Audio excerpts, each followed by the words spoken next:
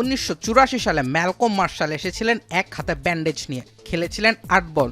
1986 সালে ফয়সালাবাদেও একইভাবে এসেছিলেন সেলিম মালিক, ওয়াসিম আকরামকে নিয়ে খেলেছিলেন 14 বলের ইনিংস। 2009 সালে সিডনিতে এক হাতে ব্যাট নিয়ে মাঠে নেমে সাহসিকতা দেখিয়েছিলেন দক্ষিণ আফ্রিকার গ্রায়াম স্মিথ। সিডনিতে রীতিমতো আলোড়ন ফেলেছিলেন সেদিন। এদের মধ্যে কেউ সফল হয়েছেন, কেউ ব্যর্থ। 2025 সালে এসে একইভাবে ক্রিজে নেমে ক্রিস ওকস অবশ্য ব্যর্থ তালিকাতেই নাম লিখিয়েছিলেন। ওভালে ম্যাচ বাঁচানোর তাগিদে ভাঙা হাত নিয়ে মাঠে নেমেছিলেন তিনি। তবে এদিন নায়ক কেবলই মোহাম্মদ সিরাজ।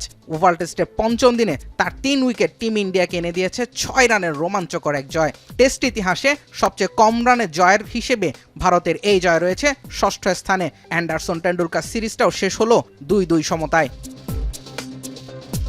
ওভালে এর আগে কেউই 263 রানের বেশি রান তাড়া করে ম্যাচ জেতেনি। ইংল্যান্ড সেই অসম্ভব কাজটা প্রায় করেই ফেলেছিল। আগের দিন জো রুট আর হ্যারি ব্রুকের সেঞ্চুরি স্বাগতিকদের নিয়ে যায় জয়ের কাছাকাছি।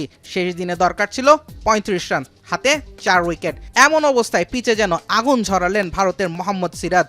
দিনের শুরুতে নিজের প্রথম 2 ওভারেই পেয়েছেন 2 উইকেট, সেটাই ইংল্যান্ডকে ফেলে দেয় বিপাকে।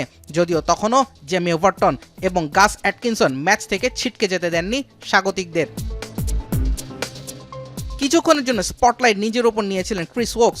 দলের জন্য এক হাতে ব্যান্ডেজ নিয়ে মাঠে নামেন তিনি। টেস্ট ক্রিকেটে চতুর্থবার দেখা গেল এক হাতে ব্যাটিংয়ে নামছেন কোনো ক্রিকেটার। যদিও শেষ পর্যন্ত জয় এনে দিতে পারেননি ওকস। পুরো সিরিজে সবচেয়ে বেশি বল করেছেন সিরাজ, শেষটাও করেছেন তিনি। ওভালে 9 উইকেট শিকারের সুবাদে ম্যাচ সেরা পুরস্কারও গেছে তার ঝুলিতে।